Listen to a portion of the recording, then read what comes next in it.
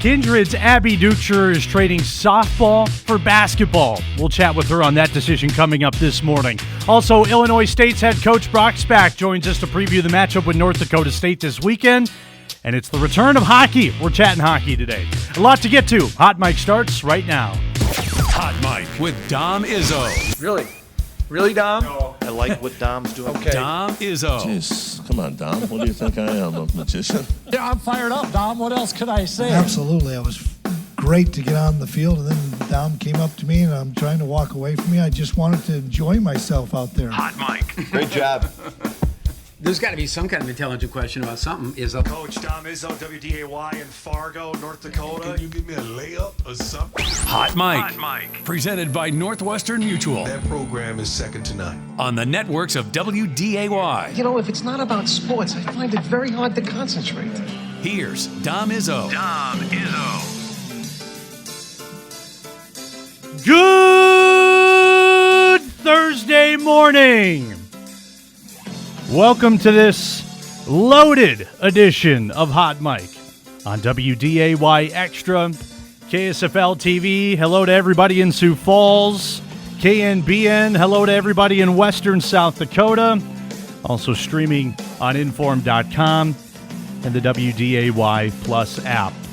Welcome to the show. No, your eyes don't deceive you. I am not Dom Izzo. Sam Getzinger filling in for Dom this morning.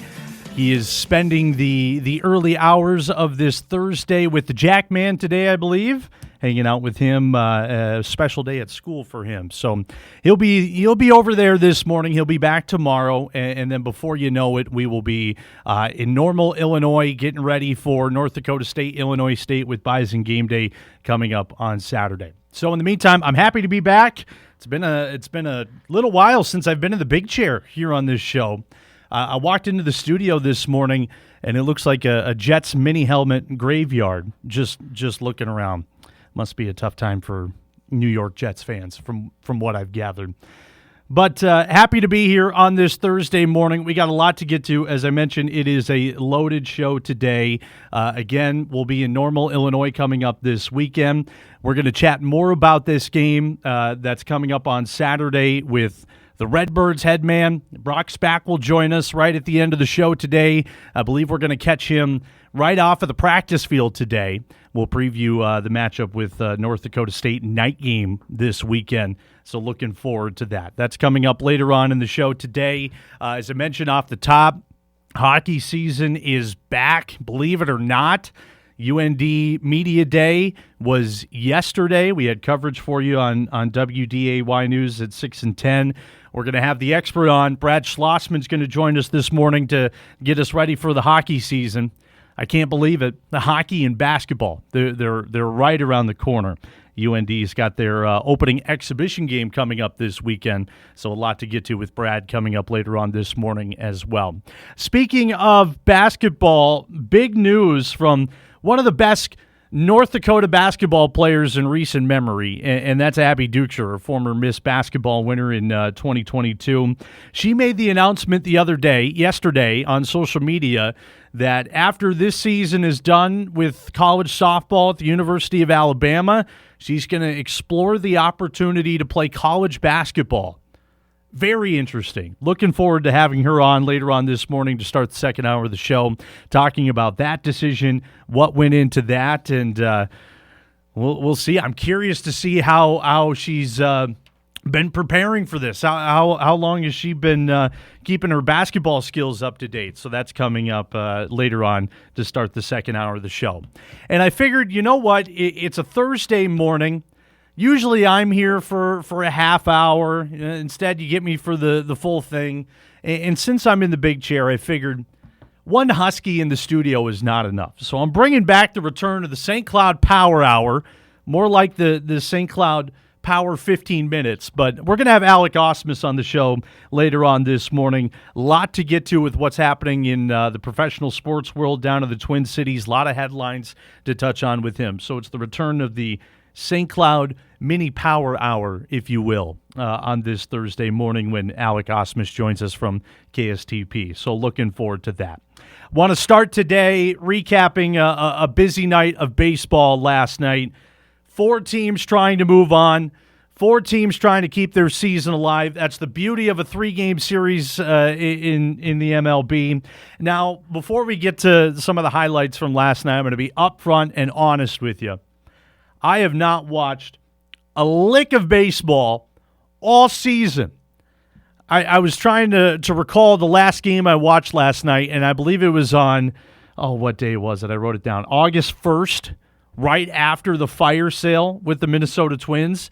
I just wanted to see what that crapshoot is going to look like for a little bit. And then after that, I checked out until last night. And I was immediately reminded of just how awesome October baseball is. Now, the game of the night last night was the New York Yankees and the Boston Red Sox. And I will say I was very happy to tune into this one. Let's roll the highlights from what went down in New York last night. One of the greatest rivalries in all of sports. Let's pick it up in the bottom of the first. No score. Ben Rice, who, making his playoff debut in Game 1, or didn't play in Game 1, making his debut in Game 2, drills it to right field, and he's able to get the Yankees on the board first. Never heard of Ben Rice a day in my life. I have heard of Trevor Story. A liner back up the middle, drives in 2, and he gets the Red Sox back in the ballgame, tied at 2. Go to the bottom of the 5th. Aaron Judge at the plate with a man on to left field. Jaron Duran, he dropped it, and that will drive in the go-ahead run in the bottom of the 5th for the New York Yankees. Got to be quicker than that. 3-2 lead for New York. We go to the top of the 6th. Same score, Trevor Story. A bomb to left. How come the Rockies can't find guys like this? Ties the ball game up at 3 apiece. Trevor Story had a whale of a ball game yesterday. Later on, conversation on the mound. Hector Rodon, they're going to keep him in, or Carlos Rodon, they're going to keep him in the game after the conversation. Whatever Aaron Boone said, it worked out. Double play to wrap up the top of the 6th. Yankees hold on to that 3-3 score. Top of the 7th, Rodon, a little errant throughout the game today. And Boone said, you know what, enough's enough. We're going to pull him. Decent game from him. 6 innings, 6 strikeouts to give up those 3 runs. Later in the inning, Masataka Yoshida, pinch hitting with the bases loaded and 2 outs, able to get on base. So the bases loaded, and the last man the Yankees wanted to see, Trevor Story at the plate. A drive to center field, but it's warning track power, and Trent Grisham is underneath it to make the out. The place erupting. Now, this was the play of the game. This was monstrous. Bottom of the 8th, Austin Wells at the plate, sends a liner down the right field side. Chaz Chisholm Jr. showing off the wheels, play at the plate, not in time. The slide from Chaz just gets in there. And the Yankees take the lead 4-3 as they head into the 9th. David Bednar coming in to try to wrap things up to the New York Yankees. Fastball strikeout. Red Sox down to their final life here in the top of the 9th. A drive to right field again. It's got a chance at the short porch, but it comes up short.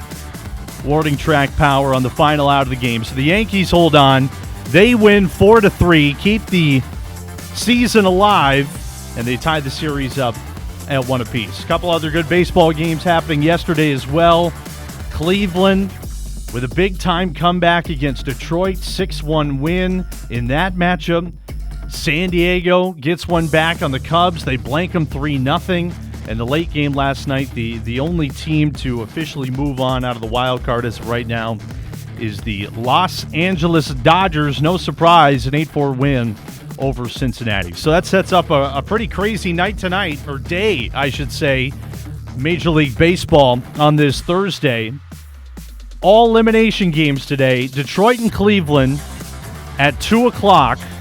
You can catch that on ABC, right here on WDAY. That's followed with San Diego at Chicago. 4 o'clock start time for that on ESPN. And then the nightcap tonight, Game 3 of the 2 teams that you just saw, Boston and New York. 7 o'clock start time for that on ESPN. Good day of baseball coming your way. We got Thursday night football tonight as well. College football game happening tonight too. A lot going on this Thursday. I'm going to be tuned. I'm going to be tuned into what's happening today and throughout the rest of the postseason. The MLB has officially hooked me back in after whatever happened with the Minnesota Twins earlier this season, or all throughout the season, if we're going to be politically correct on that. So I'm back in. Postseason baseball is here. It's going to be a great day of ball coming up today. Let's get back into set up the show for the rest of the morning.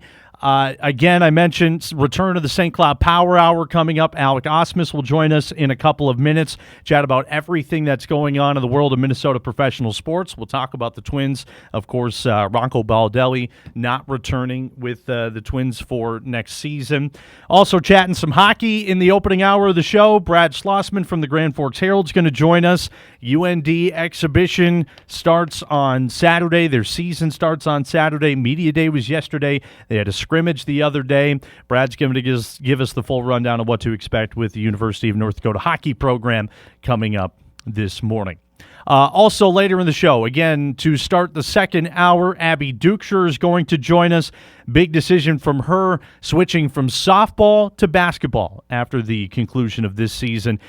Looking forward to having a conversation with Abby on that decision coming up later on in the show. And then straight off the practice field today, Brock Spack, the head coach for Illinois State, will join us to preview the matchup with North Dakota State coming up on Saturday. A lot to get to. We're just getting started on this Thursday morning. We'll step aside when we come back. Alec Ausmus from KSTP joins us.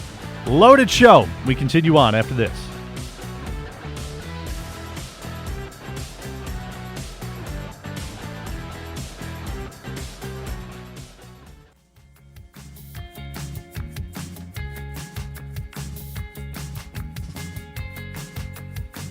Welcome back on this Thursday morning edition of Hot Mic, WDAY Extra, KSFL TV in Sioux Falls, KNBN in Rapid City, also streaming on Inform.com. Sam Getzinger filling in for Dom Izzo today.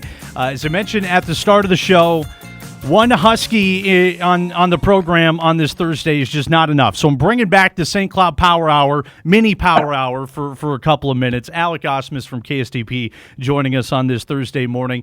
We were just chatting off air on how busy this week has been for you. I got a lot I want to get to in a short amount of time, so I'm going to hop right into it.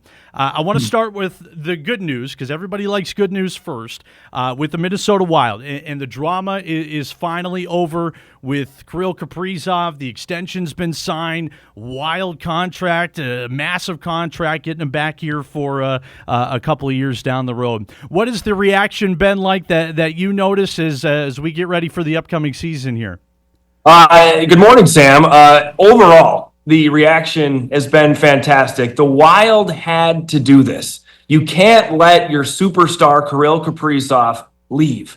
If they do, they're in a similar situation like the Minnesota Twins, where you're not even sure what direction the team is going. Now, I could totally understand some arguments for people not liking 8 years, because 8 years from any pro athlete, that can be risky. But the collective bargaining agreement, payroll, all that stuff is about to go up in the NHL. So in a couple of years, this deal with Kirill could be almost a bargain. Yeah.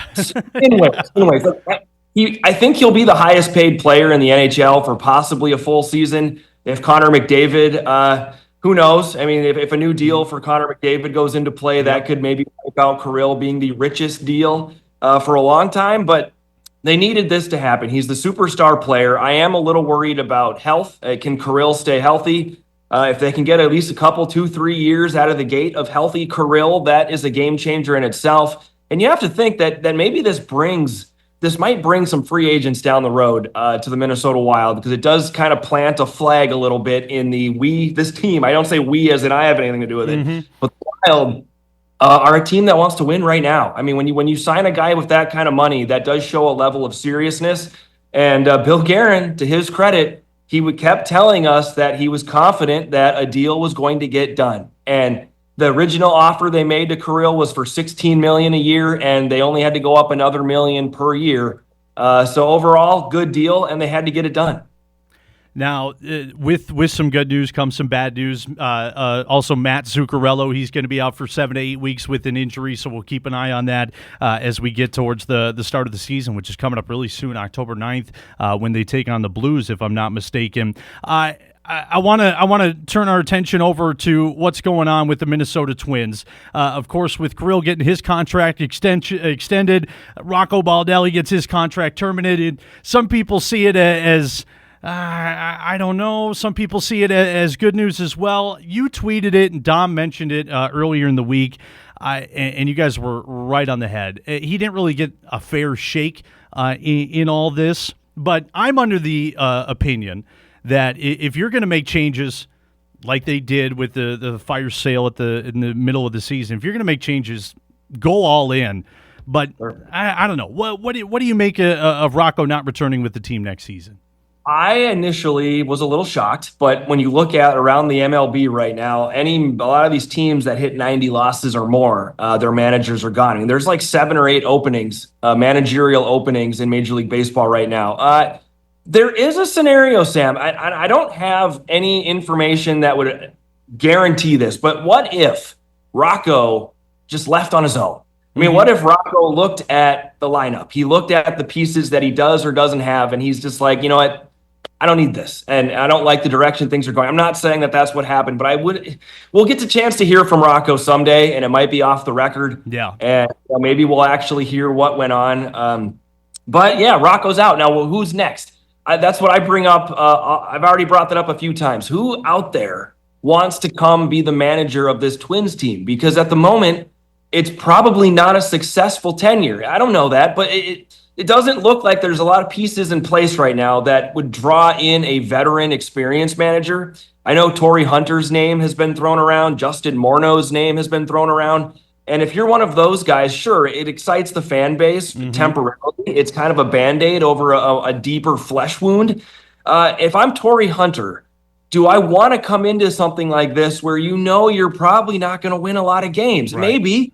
I mean, he might have nothing to lose. It might be fun. Torrey might be able to turn some things around, but the Twins are missing just pieces in the lineup. And as we know historically, other than Carlos Correa, this ownership, the Pohlads, they don't go out and spend a ton of money ever. Again, Carlos Correa is that outlier exception, and that didn't work out. So unfortunately, the future is grim right now for the Twins. It is very painful because watching playoff baseball right now, I just think of 2 years ago when they beat the Toronto Blue Jays at home and just the chills that gave all Twins fans to see that. Hey, you got to sell this to the top returning players that are coming back for next season as well. And that's a difficult selling point. And you're exactly right. I think we're in for some dark days ahead with the Minnesota Twins. I would say, Sam, that watching the final games of the season, all the starting pitchers finished strong. Joe Ryan finished strong. I was very impressed with Mick Abel, who they've received in the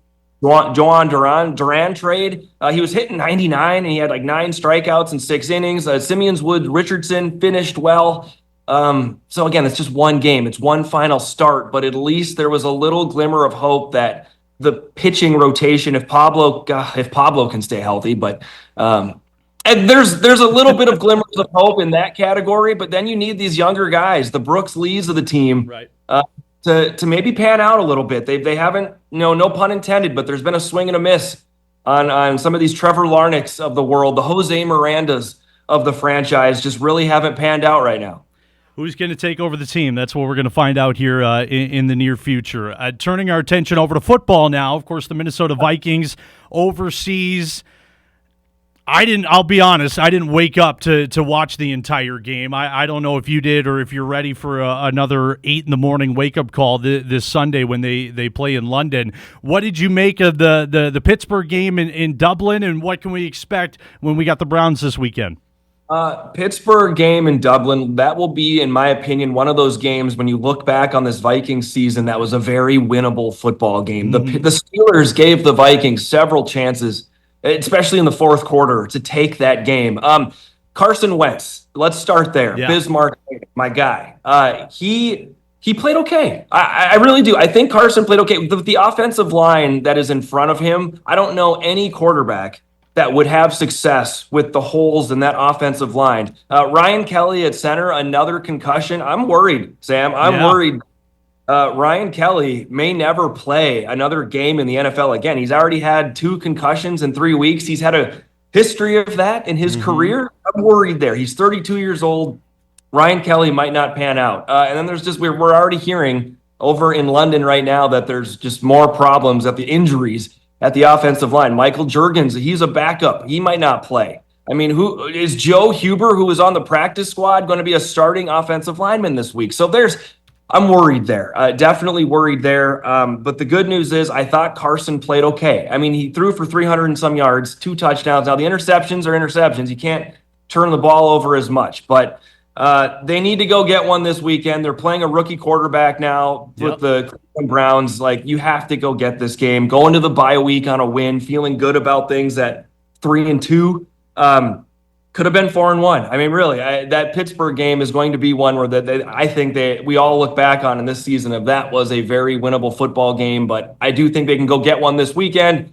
We'll see. I mean, Cleveland's defense is solid, though. Yeah. I mean, they have the Packers. I mean, they played the Packers pretty well, and it's just Cleveland's offense could be their weakest link right now, and the Vikings might not have to put up a ton of points to get a W. What's the latest you've heard on J.J. McCarthy in his rehab from injury? What's the reporting that you've gathered from there? Well, he traveled, right? He traveled. He's overseas with the team right now. That's a good sign. I'm reading from some of the beat reporters that are over there that McCarthy, they are seeing little glimpses of McCarthy jogging, throwing. I mean, that's where it all starts. That's what it was like last year after his knee injury. Just you'd see like a shooting star at practice. You'd see J.J. McCarthy for glimmers of moments where you go, okay, there are signs. Now, we at Channel 5, we did not travel to Dublin. We aren't traveling to London, so I'm kind of reading from afar, watching from afar, and then they go on their bye week. So we won't see any Vikings activity in person for another 2 weeks. But high ankle sprain, I mean, there's no rush to bring him back. Why? He hasn't played great. And again, that ties back to the offensive line in some ways. But right now, there's no rush to bring JJ back. You got to hope that they can win some games with Carson Wentz and go from there. But I'm a little concerned, though, of the 8 quarters of football that McCarthy has played. Only one of them, which was the 4th quarter in Chicago, only one of them has been promising. But the NFL is a different beast, man. I mean, I'm not giving up on McCarthy. There's a lot there. There's a lot of talent there. He has the arm strength. That's what we like to see as well. But I'll be honest, it wasn't the out-of-the-gate start we were all sort of hoping for out of McCarthy. But there's still plenty of time. And just like a steak, it just has to season a little bit, and we'll take it from there. Yeah, we'll see how fast Dylan Gabriel can season as well, making his first career start on Sunday. Again, in that game in London, kickoff at 8:30 in the morning. We'll see if I'm awake for that. But before we let you go, I want to talk a little bit about the Lynx. Now, I know you were in the room during that Nafisa Collier press conference. What were your thoughts on that and just the overall reaction on how the Lynx season ended this year? When Nafisa Collier came in with a piece of paper in her hand, we were all wondering, because normally this is just you answer questions from the media. It's kind of an exit interview. And Nafisa had a multi-page thing typed out on paper. And right away, that grabbed your attention. Then, of course, she led off with her statement criticizing the overall leadership of the WNBA. And Nafisa has clout, okay? She is a very respected player in the WNBA. You've seen Asia Wilson just said yesterday she is fully go with Nafisa. I'm curious to see where that plays out. I do think it puts some heat on the WNBA's leadership and commissioner, which is never a bad thing. But overall, Sam, what Nafisa did is important for the growth of the WNBA. Absolutely. No doubt. I will not at all argue against that. However, it does brush over the fact that the Lynx had one of the biggest collapses of a pro sports team in Minnesota. And maybe that's on par with what we're used to seeing around here, but they were the top team in the WNBA, the most winningest regular season they've ever had in franchise history. All right, the New York Liberty got eliminated in the first round, and the Lynx couldn't get past a Phoenix Mercury team who was finally healthy, okay? That Phoenix team had all their weapons back, but they beat the Lynx, 3-1. I mean, the first 3-game losing streak of the season. So that's disappointing. And this entire Lynx team basically is not under contract. They're all free agents. So what does this look like next year we're worried about that. I would assume Nafisa comes back, but technically, who knows what happens? I mean, this could be a completely different team that comes back. So there was a collapse. And real quick, Cheryl Reeve alluded to that. She said there were some coaching mistakes that she made in that series against Phoenix, and they had some roster flaws. When Dejanay Carrington went down with that injury, that was your biggest spark plug off the bench. Gone, out of the equation. So they need to reconstruct a little bit. And Kayla McBride's getting up there in age. She even said she's not sure how much basketball she has left in her. So we'll see. I mean, there's a lot of question marks now, but some more money is going to be going up with the WNBA. So there's a lot of question marks all around the league. Yeah, that collective bargaining agreement is going to be negotiated at the end of the month. We'll see what the headlines are coming out of that and all the drama that's going to ensue there. I'm looking forward to it. It could be a tipping point and a changing point for the league here. Alec, I appreciate you taking some time. I know you guys are extremely busy with everything going down in the Twin Cities. Thanks for joining us, and hopefully we'll catch up with you soon. Always a pleasure, Sam. Thanks for having me. We'll see you next time. Alec Ausmus from KSTP joining us on this Thursday morning. Busy times down there in the Twin Cities with the Wild getting started right around the corner. A lot of news happening with them. We didn't even get to talk about the Timberwolves as well, but they're getting started, getting ready to ramp up for their season as well. Again, appreciate the time from Alec in the St. Cloud Mini Power Hour on this Thursday morning. We'll step aside. When we come back, we'll talk about another team that's in the NCHC outside of St. Cloud State. That's the University of North Dakota. UND hockey is back in full swing. Brad Schlossman joins us, gets us ready for the upcoming season. That's next on this Thursday morning.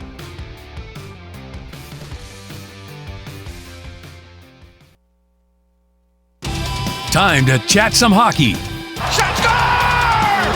North Dakota wins! The best college hockey writer in the country is on deck.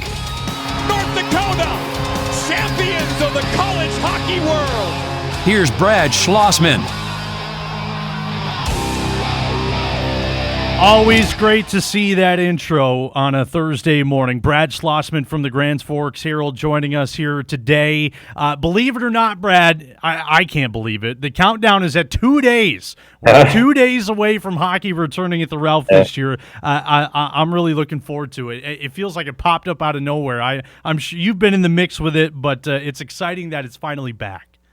Yeah, it is still crazy to me that 2 days till we're at the Ralph, but tomorrow I'll be watching games that are actually like legit regular season games. Just boom, tomorrow.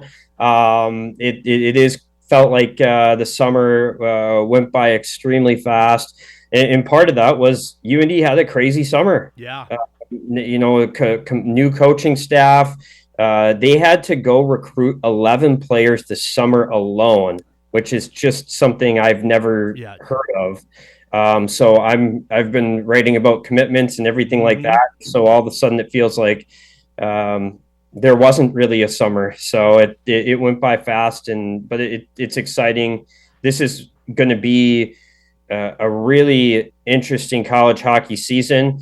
Frank Serratori said it at Atlantic Hockey Media Day. It's going to be a league quote and a piece I have coming up here in maybe a week or two, but he said, get ready for the best college hockey season ever. Oh, yeah.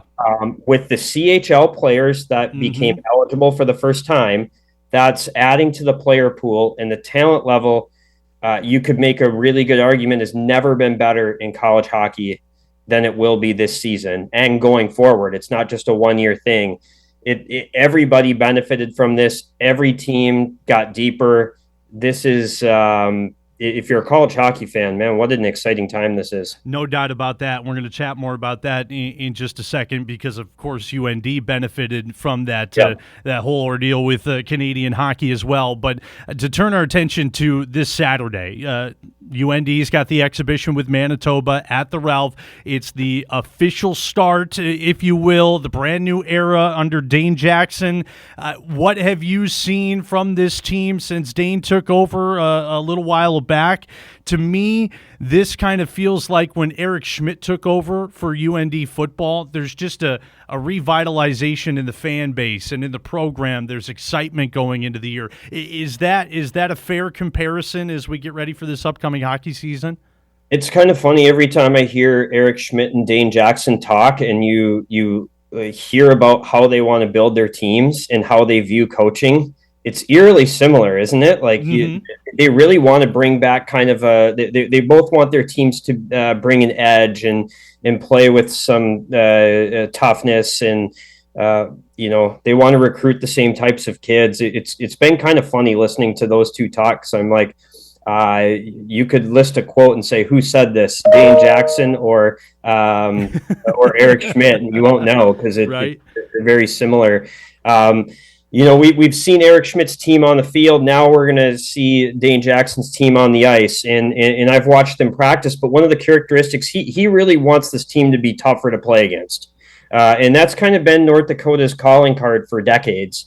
And you can't see that in practice. I want to see that in the game and see how difficult they can make things on opponents.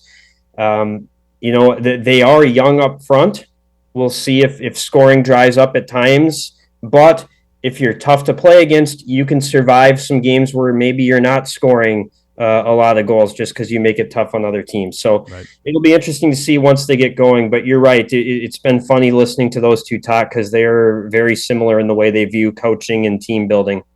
I watched this press conference yesterday. UND Media Day, of course, was yesterday at the Ralph, and you could just tell that there's 15 new players. Okay, that's the new norm of college hockey. Usually you got to let those guys develop, and then maybe down the road they're going to be pretty good. But it feels like there's no time for a rebuild. It is we're going to hit the ground running with this. Yeah, I mean, I do feel there is part of that. I mean, UND just fired a head coach who won the league the year before, right? Right. There's really no time to, obviously Dane Jackson has some time, but I feel that the coaching staff wants to jump in right away and get this team going right away. I think their eyes are pretty wide open to the fact that they will have some growing pains, but they wanted to see where they can take this by the end of the year and work through some of those. And I think part of that is just the youth up front. The one thing that can help them, though, is last year they were young on the back end, and those guys are now a year older. Mm-hmm. They're not so young on the back end anymore. And those guys went through some ups and downs last year, but you saw the talent level that they had.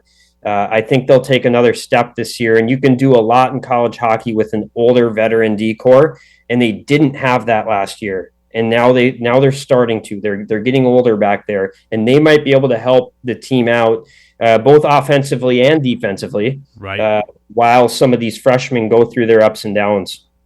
I want to chat about what this roster outlook looks like as we go towards the upcoming season. I'm really curious about what you've seen from the goalies this year. Three new guys coming in. People down here in the Metro, if you're a North Dakota high school hockey fan, you'll remember the name Zach Sandy. He transferred in from Minnesota Duluth. They also grabbed a 6'6" giant from Arizona State, Gibson Homer. Got a freshman coming in from the Czech Republic in the USHL as well. What can we expect from the goaltending situation for North Dakota this year? Yeah, I think you'll see Gibson Homer start the season as the number one. I think Jan Spunar will be the number two, Zach Sandy the three. Mm-hmm. A lot of people are saying, what do they look like? How do they look? Yeah, I am a terrible goalie scout watching in practice. I feel I need to watch 5 full games of a goalie, and then I can start seeing their strengths and weaknesses after that long. I do know Gibson Homer played against North Dakota in January in Arizona, and he was absolutely phenomenal in that game. And you saw how a 6'6" goalie can be a difference maker. Right. There were a couple plays where UND went dot to dot and passed it across the zone, and Gibson Homer was there. He's just a larger man that takes up more of the net. When he outstretches his leg, it goes farther. But he also read plays really well. That was something I was impressed with out there. So I think he'll start out as the number one. And we'll see where things go from there. They had a little bit of a scrimmage Tuesday night. He looked great. He didn't allow a goal in the scrimmage. That's a good sign, and I imagine we'll see all three of them against Manitoba this weekend. Would that be fair to say? There's a good chance. I guess I hadn't asked Dane Jackson exactly what the plan was for Manitoba, but that would make sense. They've done that in the past. Couple more things I want to touch on with Brad here before we hit our next break on this Thursday morning. I know it was a little while back you were on the show with Dom, and you were talking about Sasha Boisvert, and the Vultures were out trying to get him into the transfer portal and get to a new program. Well, he goes and does that, insert a whole boatload of new guys, one of them being Cole Reshny, who's a part of this whole CHL deal. Is that a guy they're looking at that could potentially replace the point production that they lost with Sasha no longer there? Yeah, he's a different player than Sasha. Sasha's more of just a absolute pure goal scorer. He's just an elite shooter. He kind of like Brock Besser. Reshny's a little bit more of a setup guy. Mm-hmm. He can score goals, and he will, but he has phenomenal vision. He's elusive, a really good playmaker. So he's different, but yes, I think he is definitely one of those guys that they will look to replace some of that offense. I think he's a guy that can impact this team offensively right away. He's a really smart player, I think. UND had him playing with Max Swanson. And when you have guys that are just really smart playing with each other, they can really play off each other really well. They just understand where the next play is. And I thought those two have had some really noticeable chemistry this year. I think Swanson's a guy that's going to take a step. And if those two end up playing together, I would love to be the right winger on that one. I think even I could score a couple goals doing that. I mean, those guys are going to make some plays this year. So, yeah, for sure, he's a guy that can be a difference maker. Good sign there for North Dakota as we get ready for the upcoming season. You and I were chatting about it off air, just kind of what the landscape looks like in the NCHC. Preseason poll has come out. Take that for what you will. UND picked third in there. My Huskies are down at the bottom. What do you see when you look at the NCHC before the year starts? Yeah, I think Western Michigan's the preseason favorite. A lot of times, voters just put whoever won last year as the preseason favorite. I do not do that. I really like to separate that, and a lot of times I will take a team that won and put them down. So I'm like, they lost all these guys. They're not going to be that. I think Western Michigan legitimately is the number one. They should be the preseason favorite. They are still loaded. I think they're deep. I think Denver's number two. That's where I voted Denver too. I think they're a really deep team. They may not have some of the really top end guys that they had last year outside of Sam Harris up front, that is. But I still think they're really good. The one team I do think that the voters missed on was St. Cloud State. Love it. The Huskies were voted 8th. I think that team's really good up front. And I think some guys that did not produce a lot last year are going to have big jumps. One of them is Damon Gardner from Warroad. He keeps coming up. Some of those bigger guys take longer. He is one of those 6'5" forwards. I'm starting to see it with him at the end of last season. I think he's going to pop this year. So I think St. Cloud State will be up there. But really, when I did my poll, you get down to like number 8. And my reaction is I was like, there's no way this team's finishing 8th. Like I see their roster, no chance. But someone's going to. So it's a deep league. And it's tough to project, and this is maybe one where injuries can play a part. If a team gets nicked up with some really key injuries, that may drop him in a league that's going to be really tight.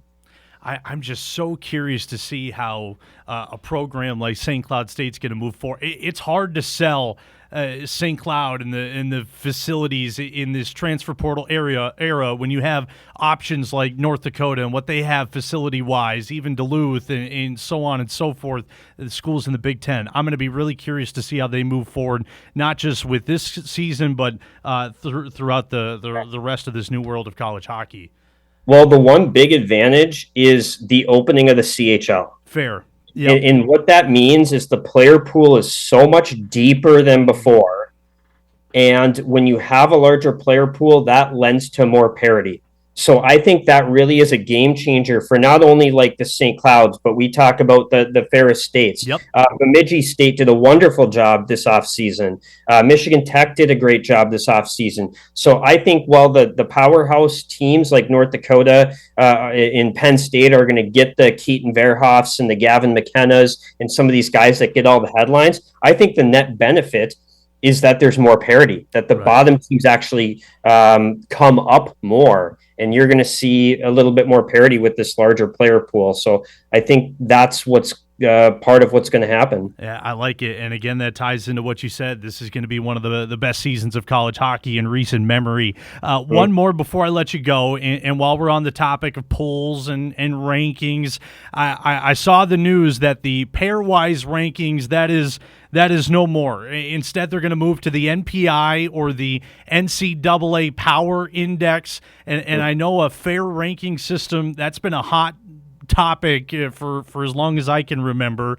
What do you make of this? Is this the solution? Are we really going to notice a change? What's the NPI? I don't think you're going to really notice a change. I think it's basically they're simplifying a formula that the results are going to be the same. Had they used the NPI with the same dials that they're going to use last year, the NCAA tournament would have been the exact same, and the seeds would have been the exact same. So it's really not a huge change. I don't think fans will really notice. It'll just be called something different. It's similar to the pairwise, I guess. It just is a simpler formula, is how I would describe it. Okay, interesting. Well, we'll keep an eye on that as we move forward. Brad, I appreciate you taking the time. I know you got a busy weekend coming up and leading into a busy year. We'll look forward to having you on the show more as the season gets going, but thanks for joining us this morning. Absolutely. Thanks, Sam. Brad Schlossman from the Grand Forks Herald joining us, talk some UND hockey. Their season gets underway on Saturday, believe it or not. It's an exhibition, one of the oldest rivalries in all of college hockey. UND and Manitoba back at it on Saturday, 6:07 puck drop for that at the Ralph. We'll step aside here on this Thursday morning. When we come back, I want to chat about this UND schedule we have coming up, and then we'll get you ready for hour number 2. That's coming up next on Hot Mic.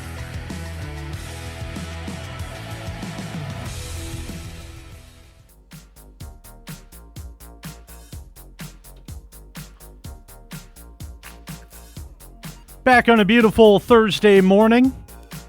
Big thank you to Alec Ausmus and Brad Schlossman for joining us on this Thursday morning edition of Hot Mic, a loaded show here today. Sam Getzinger filling in for Dom Izzo. Dom will be back tomorrow, and then we'll hit the road to Normal, Illinois for North Dakota State taking on Illinois State coming up on Saturday. A night game for that. We'll give you the full details. Again, that game's not going to be on WDAY. I'll give you the full breakdown. I know Dom's been doing it all week. We'll give you the full breakdown on where you can catch it coming up later on in the show. The reminder for you, Brock Spack will join us, the head coach for the Redbirds, as we wrap up the show today to preview that matchup with the Bison. Also coming up in a couple of minutes, we'll have Alabama softball star and Kindred star as well, Abby Duchscherer, joining us in just a couple of minutes, talk about her decision to pursue a college basketball career after the end of this season. I want to go back on what we were talking about with Brad about UND hockey. Of course, as I mentioned, their season starting on Saturday with an exhibition against Manitoba. Really good schedule this year. October 10th and 12th, they got a home-and-home with St. Thomas to open up the regular season.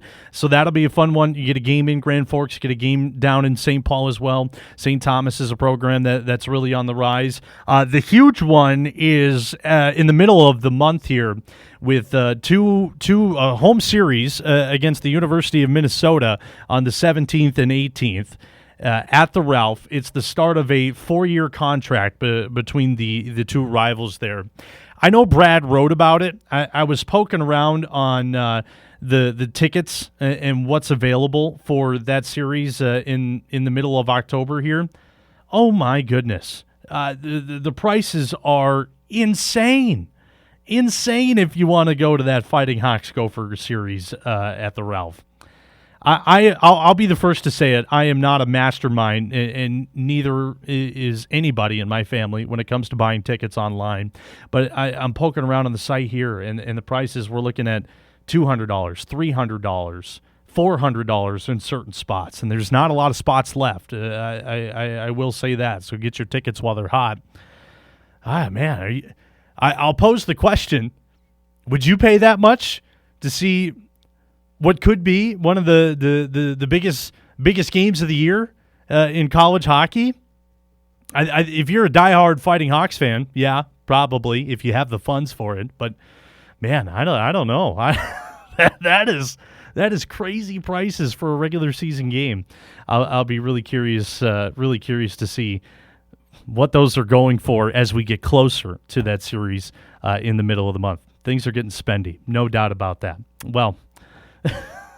But besides that, I digress from that. The rest of the schedule looks really good. NCHC play begins at the end of the month. They got Minnesota, Duluth, Omaha, Arizona State. I know has had a lot of demand for that series as well with the connections now. We talked about Homer Gibson, goaltender from Arizona State, transfer portal. Now he's potentially going to be the guy up at the University of North Dakota. A lot of demand for that. Arizona State's a growing team, a growing fan base in college hockey. They're down in St. Cloud this year. They have St. Cloud at home at the end of the year as well. I don't know. I might have to try to pull some strings and see if I can get to one of those games at some point. There's no place like the Ralph in college hockey. Not a doubt about that.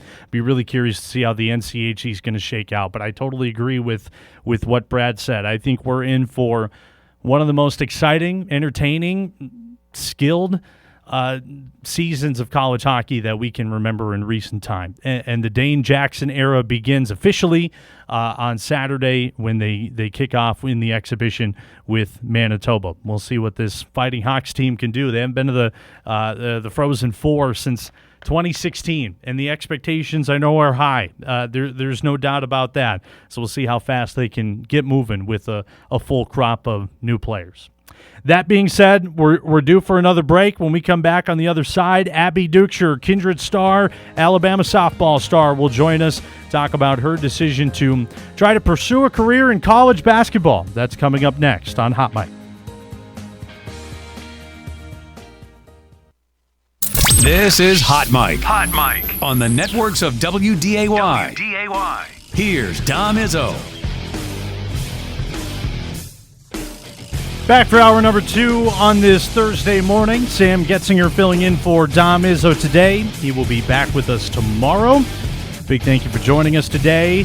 WDAY Extra, KSFL TV in Sioux Falls, KNBN in Rapid City, also streaming on Inform.com. If you missed it yesterday, there was a big announcement from former Kindred standout Abby Duchscherer, who is now playing softball at the University of Alabama.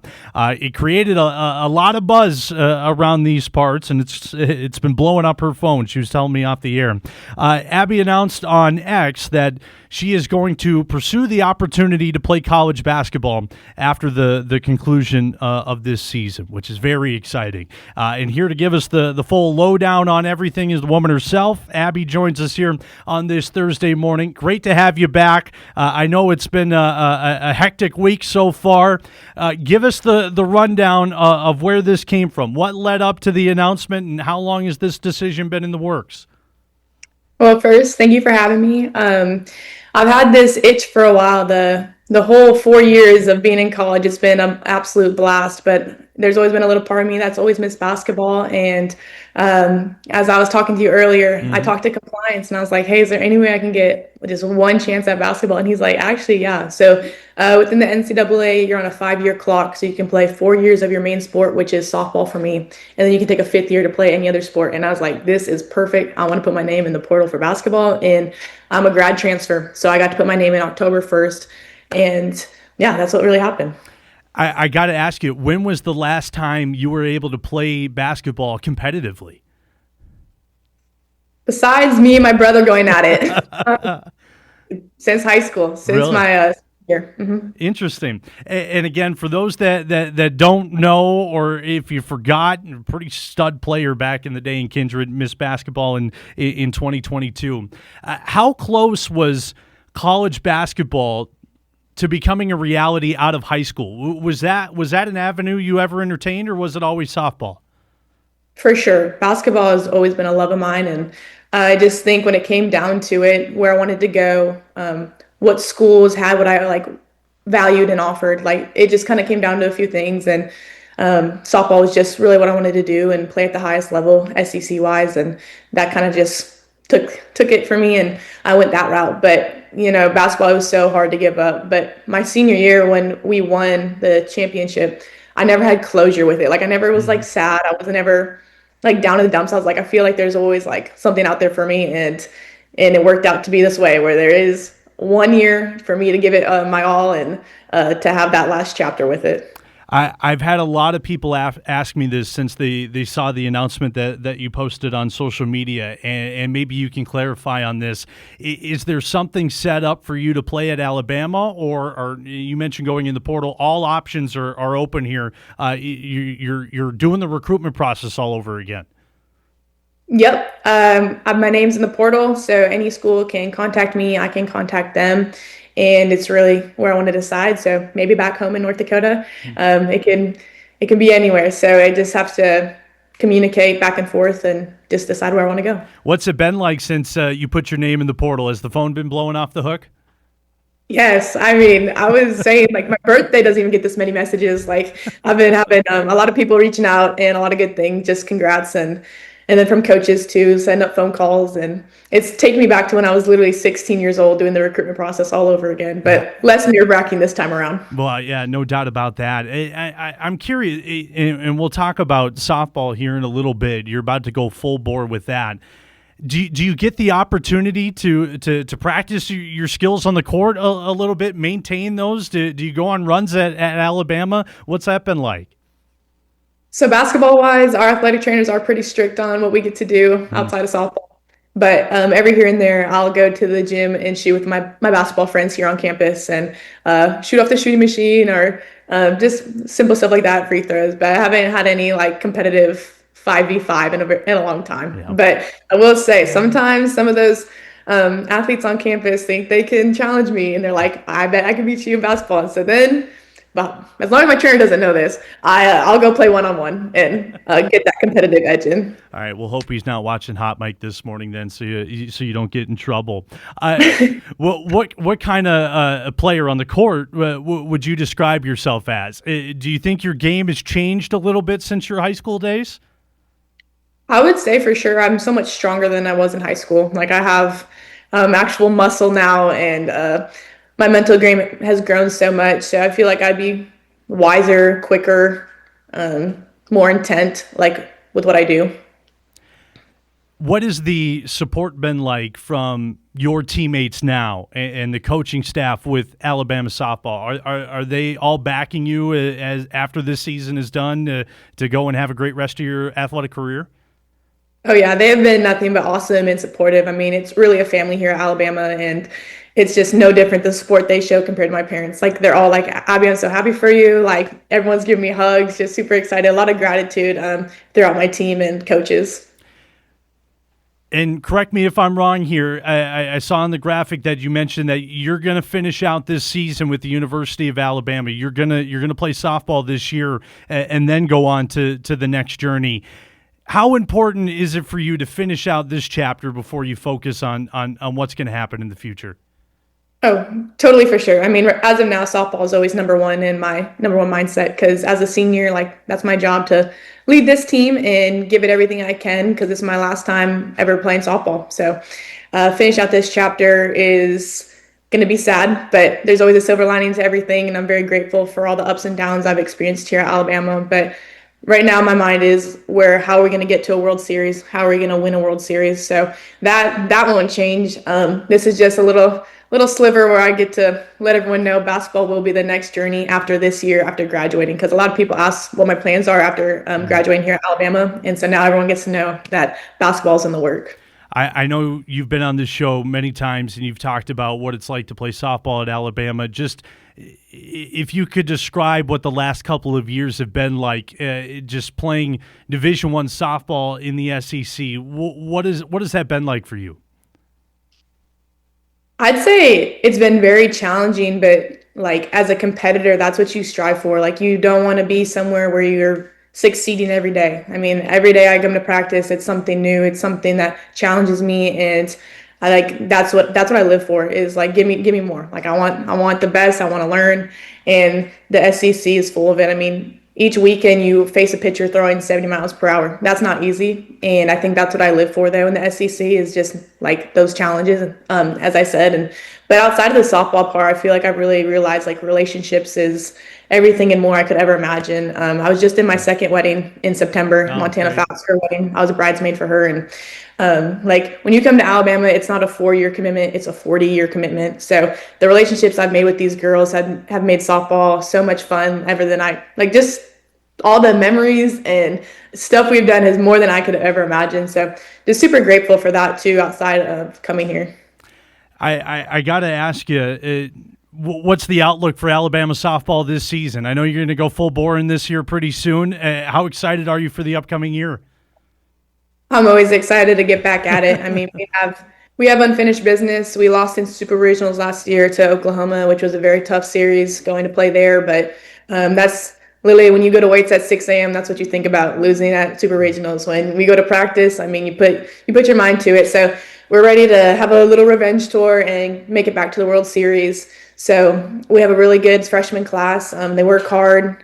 We have 2 new pitchers, which will be really huge for us. And yeah, a lot of the girls got after it this summer, putting in their own work. And yeah, I'm just excited to see where this team goes. How would you say that being a college athlete, playing a high level of college softball, how much is that going to help you in this transition to go back to basketball, you feel like?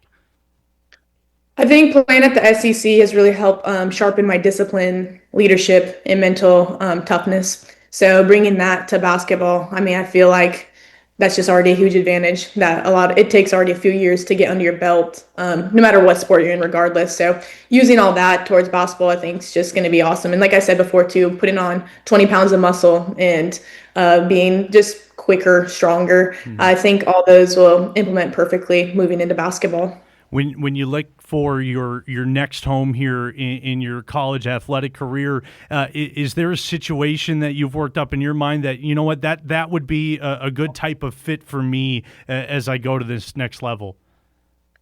It's all about, for me, it's really about relationships and like the coaching staff. How can you make it feel like a home atmosphere, which might be tough to beat when Murph has created such an amazing, I should say Patrick Murphy. We always refer to him as Murph, but yeah, that's our head coach here at University of Alabama. And he's done such a phenomenal job of just making this place feel like home and having a second family. So the next place I go, I want to have the same thing in line, like coaches that believe in you and person over athlete. That's really what I look for, not just a straight athlete. Do you have a favorite memory from your basketball playing days back in Kindred? What would that be?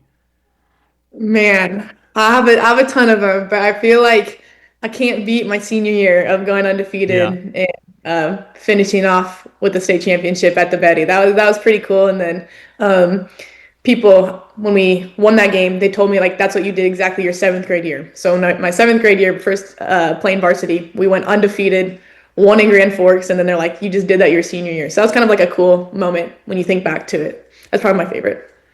You and I were talking off air. You get to come home every once in a while, but Kindred has really become a powerhouse here in North Dakota, not just in boys athletics, but in women's athletics as well. When you look back and see what your old high school has been doing over the last couple of years, I mean, how proud does that make you feel to be an alumni from there?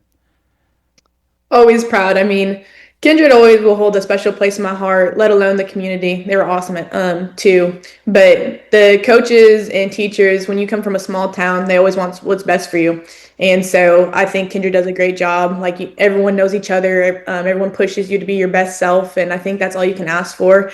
So watching all these athletes grow and get better, I mean, the game is always continuing to improve, and to see Kindred push along with that. I mean, it's been super cool to be along and watch. And I love seeing like Riley Sunram in that Minnesota. Yep. And We have Baco. I don't know where he's gonna go, but he's looking great.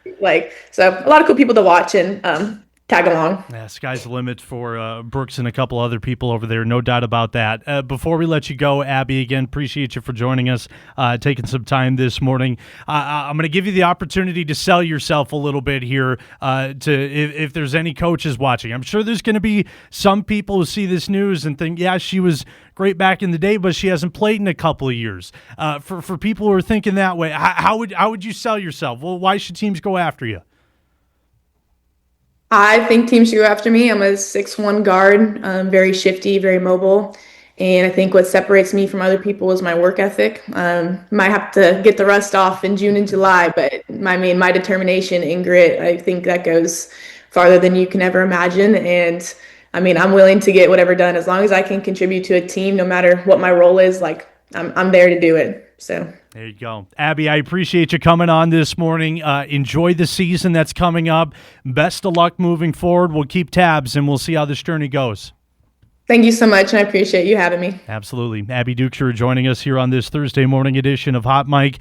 Again, made the announcement yesterday on social media that she is going to finish out this year playing softball at Alabama, and then that will make it 4 years of college softball, and as she said, her compliance officer gave her the okay that she can go for a 5th year of college athletics and that she's going to want to try to make a run at college basketball. I unfortunately came to North Dakota as Abby was kind of coming out the door, so I missed watching her in the glory days of Kindred basketball. But even looking back, and you saw it in the highlights that we showed you, dynamite player back then, great size. She's got speed and strength, as she mentioned, spending the last couple of years at a powerhouse softball program, a fantastic strength and conditioning facility as well. I'm going to be really curious to see what the future is like for Abby moving forward. And I know we're going to be watching this journey moving forward as well. And we hope nothing but the best for Abby. And hopefully this college basketball thing works out for her. How cool is that going to be? Former Miss Basketball is going to make her way back to the court. Again, big thank you to Abby for joining us here this morning. We are due for a break. We'll step aside. When we come back, we'll chat a little bit. Touch back on the Minnesota Vikings and their opponent coming up this weekend. And, of course, a reminder for you, Brock Spack joining us at the end of the show. That's coming up next on Hot Mic.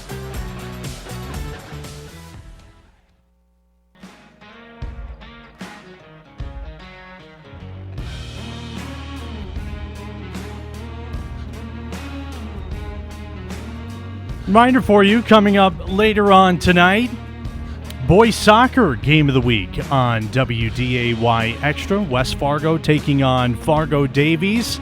7 o'clock start time for that. Looking forward to getting some boys soccer back on the air on the networks of WDAY. State tournament coming up not too far down the road. Looking forward to that. Again, we also have Thursday night football tonight as well. And we've gone, an hour and 22 minutes, and we haven't talked about Thursday night football coming up. You got San Francisco and the Los Angeles Rams. I personally don't care, but it is the NFL, so I'll probably tune in tonight, 7:15 on Prime Video. Big NFL weekend on tap. My Colts got the Las Vegas Raiders at home, 12 o'clock start time. Potentially could get them on my bunny ears back home. They might get a good slot. We'll have to see. That's always the guessing game with the Minnesota Colts. Are they going to be on national TV or not? But if I was still alive in our Hot Mic Eliminator Challenge, which I know Dom will go deeper in depth with tomorrow, I would be picking the Colts this week. But it just so happened that the safe pick I had last week in the Chargers beating the Giants, it did not come to fruition. Jackson Dart decided he wanted to make a statement in his first NFL game, and so I'm out. I'm out of the eliminator. It was a really, really tough week for me with that and with fantasy football in the Hot Mic League as well. Things are trending downwards quickly between that and where I'm at in our pick'ems on buys and game day as well. It has been a struggle boat for this football season, no doubt about that. Speaking of quarterbacks who have made their first NFL start, going to make their first NFL start, the big news from yesterday after the show went off of the air, Vikings opponent this Sunday, the Cleveland Browns. They are going with a new quarterback. Joe Flacco, Colts legend, he is out. Dylan Gabriel, the rookie, he is in. Dylan Gabriel will be the starter against the Minnesota Vikings this week in London. Browns head coach Kevin Stefanski said it was what's best for the football team. So, again, you'll note, and I know this has been the hot topic of conversation ever since NFL Draft Day, that Shedeur Sanders will not be given the opportunity to play. He'll stay as QB3. Opportunity for the Browns to see what they have here in Gabriel and see if they can get the Jackson Dart effect and catch lightning in a bottle and see if they can get a win overseas against the Minnesota Vikings. Now, with all this news coming around, you would think that would be the main talking point of the day yesterday with the Cleveland Browns, is that, okay, this is their new guy. But that was overshadowed by said QB3, Shedeur Sanders, who took some comments from the media in the locker room after the news was made, and it's for what he said, or for better words, what he didn't say is what's really catching national attention. Play some of that here from Shedeur Sanders' media availability from yesterday.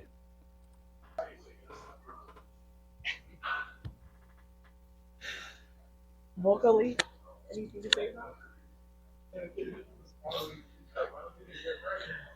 Enjoying yourself and having fun. Huh? That's what more. That's what do you think? That's the show. Show to coaches have that belief. All right. You get the gist. You get the gist. Fantastic TV right there from Shedeur Sanders. I apologize for everyone who's listening to the show this morning and not watching.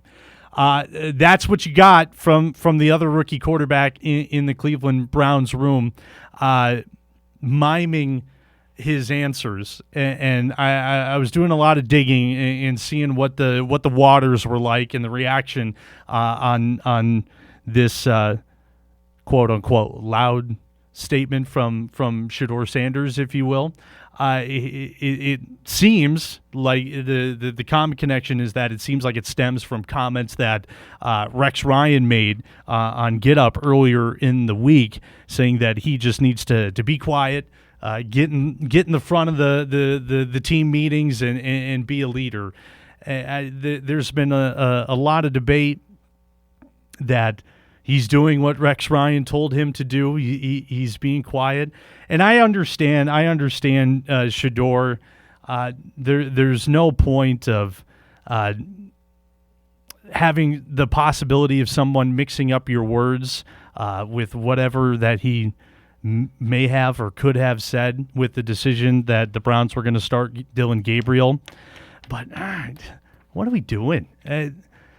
I don't think it's this is not the situation that the Browns want to be in heading into the game with the Vikings coming up on Sunday. I don't think you want your QB3 to be taking over the headlines here for something like this. And again, I understand the fact that you don't want to get in trouble. You don't want to slip up and say something wrong, but how hard is it to say, good for Dylan. He's worked really hard. He's prepared for the moment. I think he's going to put together a good game. Something to that sort. Read into that what you will. Just also reading into some of the other comments that Joe Flacco and Dylan Gabriel made. If you really want to read between the lines on everything, there's something going on with the Browns. There's definitely something going on. I'm not going to speculate and totally falsify if that is the case on what is happening. But if I'm the Minnesota Vikings, if I'm sitting there, I think we got a fighting shot to bounce back this week against the Cleveland Browns on Sunday after that performance against Pittsburgh last week in Dublin. also you throw on the fact that there's a rookie quarterback who's going to make his first start. He's got to go through all the struggles of being overseas, adjusting to that time change, adjusting to the rest, what have you. I don't know. I think the Vikings chance looks pretty good. So if I was still in the eliminator, I would pick the Colts or I'd pick the Vikings. Is there anybody in the back that's still in the eliminator? I know Kyle's out. John and Brody. I don't know if you guys are still in. That's my. Oh, there we go. That's my advice to you for Eric, Brody, Jack, Matt, not me. I would say look into one of those two. That's my advice for the week. All right, with that being said, due for another break. We'll step aside. Reminder for you, head coach of Illinois State football, Brock Spack, will join us at the end of the show here, coming off of the practice field to preview the matchup against North Dakota State. That's coming up a little bit later on. We'll step aside. When we come back, Hot Mike continues on this Thursday morning. Up next.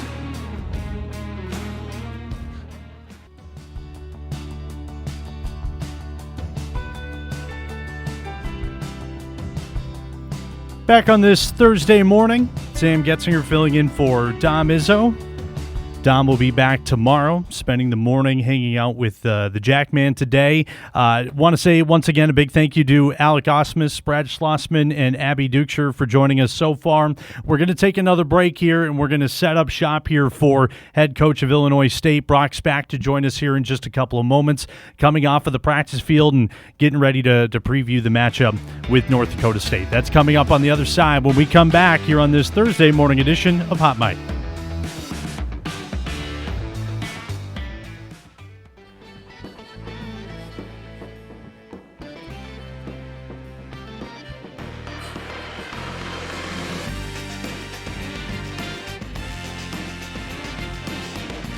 Reminder for you, coming up on Saturday, North Dakota State taking on Illinois State in Normal, Illinois at Hancock Stadium. A rare night game for the Bison, 6 o'clock start time.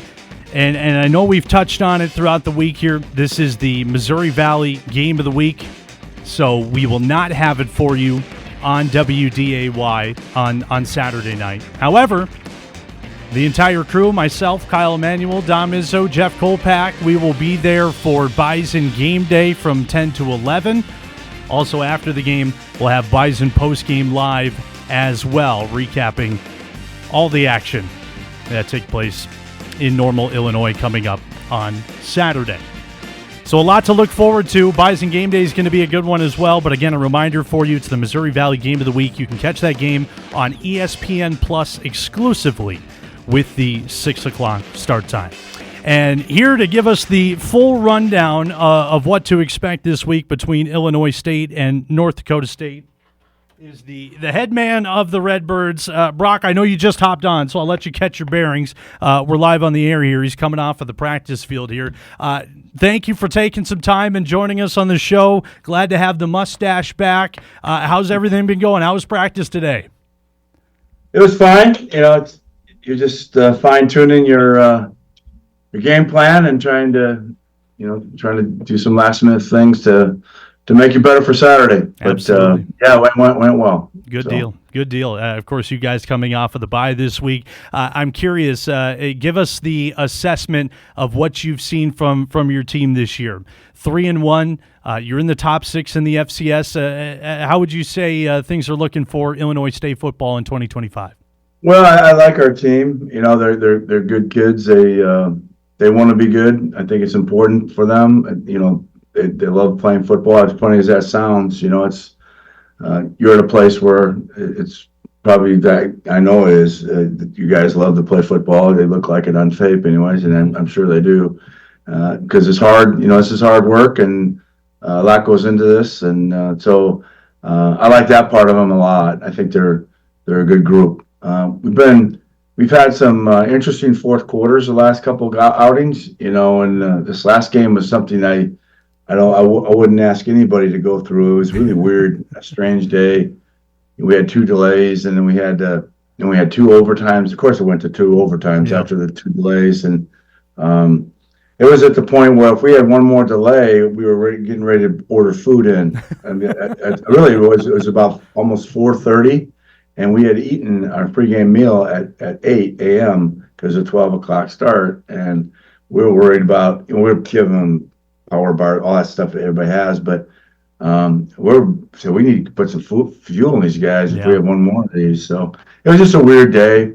Lost some momentum coming out of the first delay, lost the lead. Didn't lose the lead, but it came a really tight game, and then it went back and forth in the fourth quarter. Then went to 2 overtimes. It was kind of a crazy day. But just probably our fourth quarters, we need to improve for sure.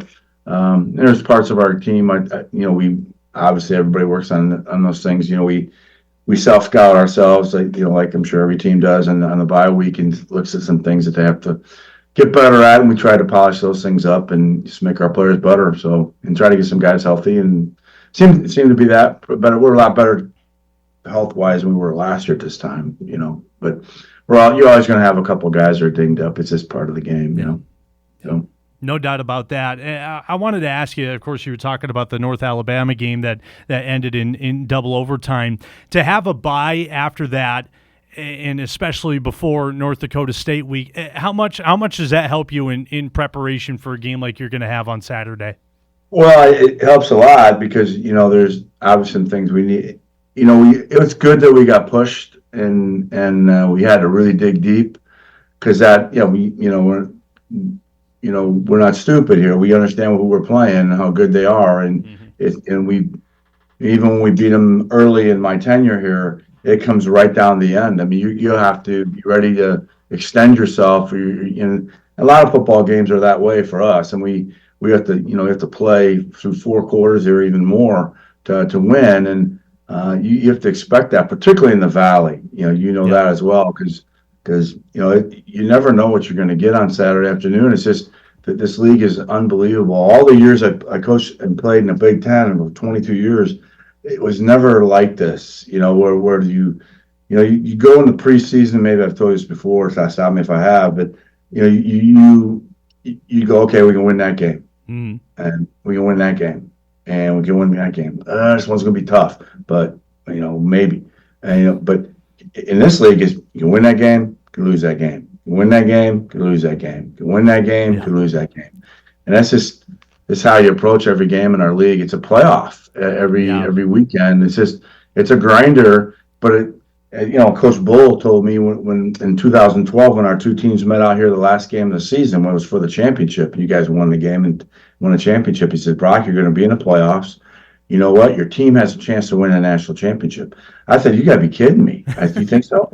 He goes, I know so. I said, "This league gets you ready for that." I said, "You'll see." And sure enough, we got a bye.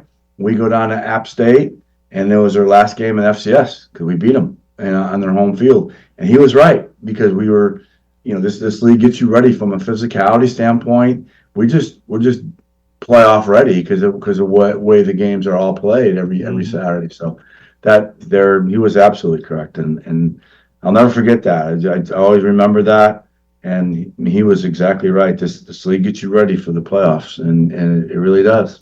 And that hasn't changed in the 17 years I've been here. It's never changed. No doubt about that.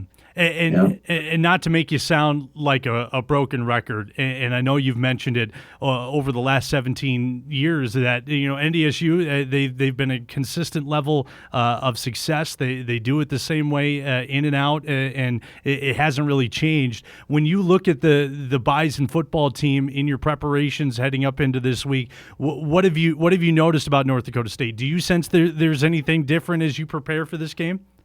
That's a very interesting topic, and I could talk about this all day because I have so much respect for the program up there. It's just been amazing. Was it all those national championships with 3 different coaches now? Or is it 3 or is it 4? Yeah. No, you're correct. Yeah, 3 coaches, and it's unbelievable. And no, it looks no different to me. I mean, it's the same formula, and it looks the same. It's just different players, probably different names on the back of the jersey. Right. But the front, everything else looks the same to me. I'm sure there's been subtle tweaks, and there's been a few things that we noticed, but it's not earth-shattering. I mean, it's the same, basically the same recipe with maybe just a little more salt here, a little more, vinegar there. but it's the same recipe, and it looks very similar to me. And I don't see. And it's amazing that from coach to coach to coach, it's been that way. So it's really phenomenal. I got in an argument with somebody. It was a friendly argument, but I was very adamant that I said, these guys are like the Alabama of FCS. I said, they're not Alabama. They're better than Alabama. And at our level, they just, what they've done has been amazing. And being this conference, it's like now, and there's in particularly all you folks in the Dakotas are dumping a lot of money into football, and it shows. I mean, it shows. It's just a competitive, tough league. And when you come out of this league, you got a chance, like Coach Bull said, you got a chance to win a national championship. Absolutely. And we'll always be tied. And why this game is so much fun for people here,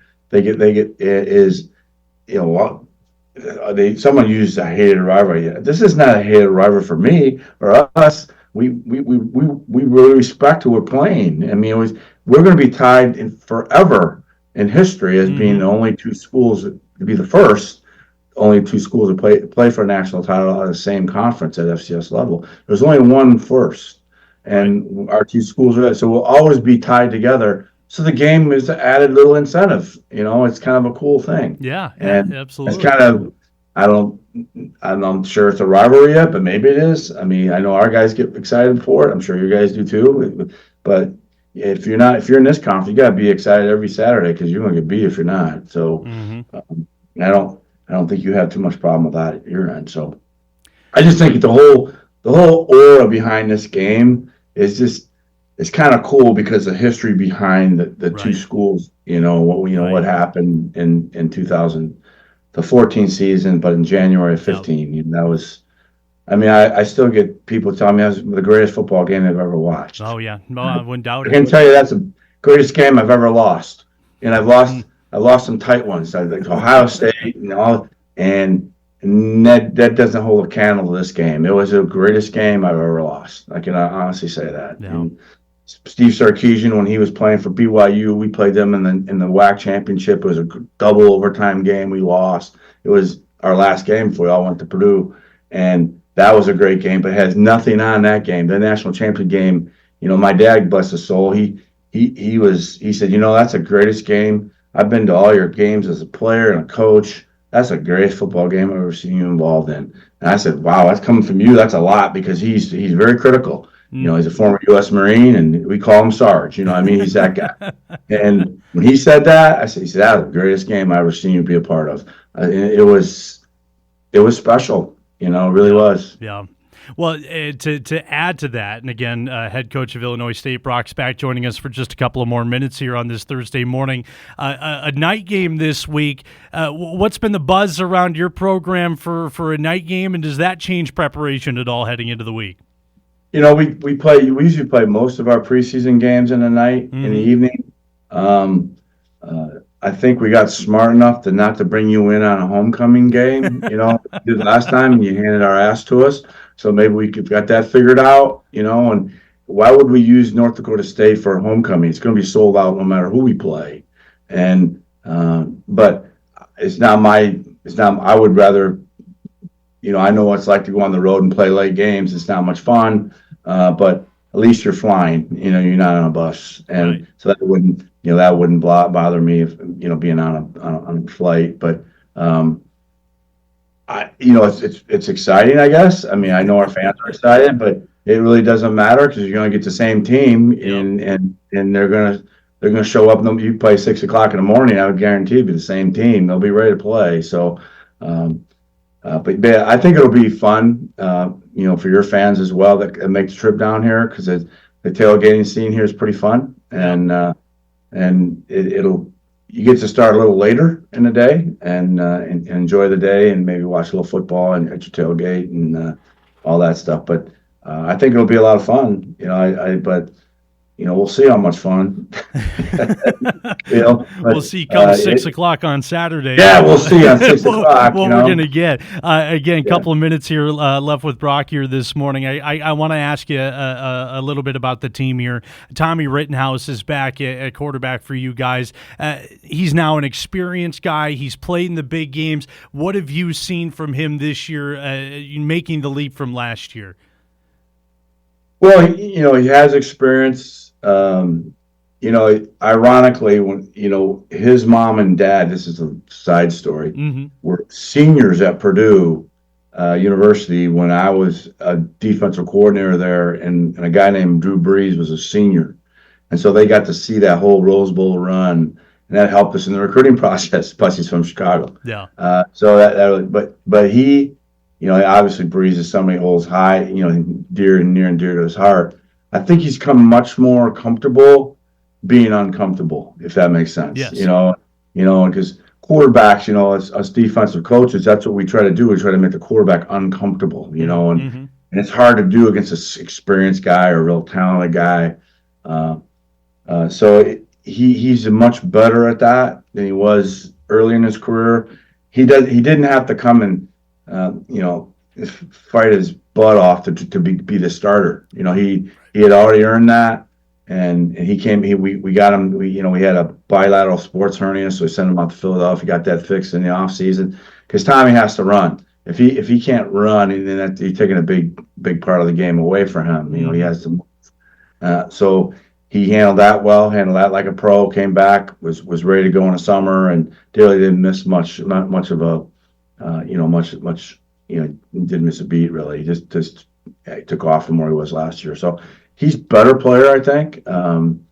He's really worked hard on his arm strength and accuracy of all. He can make all the throws now, and he has the ability to spread the ball, over his field, and he's a good little athlete. Yeah. He can run. He's athletic, and he's not Trey Roberson from the speed standpoint, but he's not slow either. He's pretty athletic. He can make you miss and run around and really cause me a pain in the ass. If he can.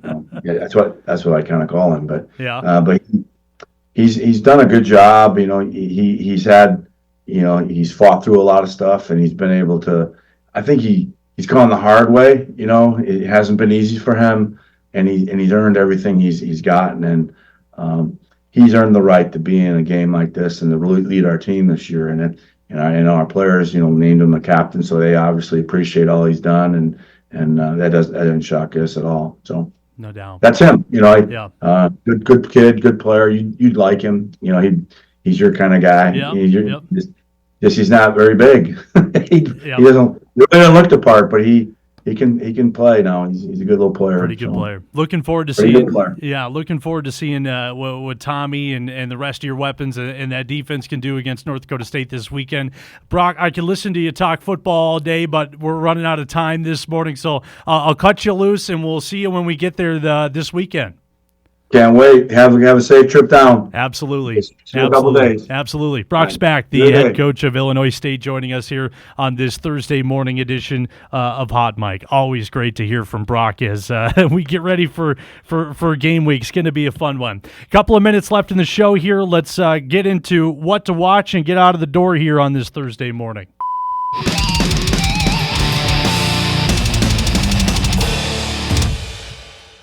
All right, as I mentioned, it is a big night in the world of the MLB playoff baseball elimination games tonight. You got Detroit and Cleveland, 2 o'clock start time right here on WDAY, or ABC, I should say. San Diego and Chicago, 4 o'clock start time for that on ESPN. And then the nightcap tonight, Boston at New York, 7 o'clock start time on ESPN. It is win or go home for all of those teams in the wild card race. Of course, we got our game of the week tonight, boys soccer. West Fargo taking on Fargo Davies. 7 o'clock start time for that on WDAY Extra. I believe Ryan McNamara will have the call for that this evening, so be sure to tune into that. Also, a reminder for you got Thursday night football as well. San Francisco taking on Los Angeles. against the Rams. The line's at -8.5 in favor of the Rams right now. 7:15 kickoff for that on Prime Video. I believe we also got a college football game tonight. If you're really looking for another thing to add to the list, Sam Houston at New Mexico State. 8 o'clock start time for that on CBSSN. So you got plenty of options. You got plenty of stuff you want to watch. Big thank you to Alec Ausmus, Brad Schlossman, Abby Duchscherer, and Brock Spack for joining us on this Thursday morning. Thanks for letting me keep the chair warm. Dom will be back in here tomorrow. If you missed any part of the show, you can podcast it a little bit later on. Thanks for joining us. I'll see you in Illinois. Dom will be back tomorrow.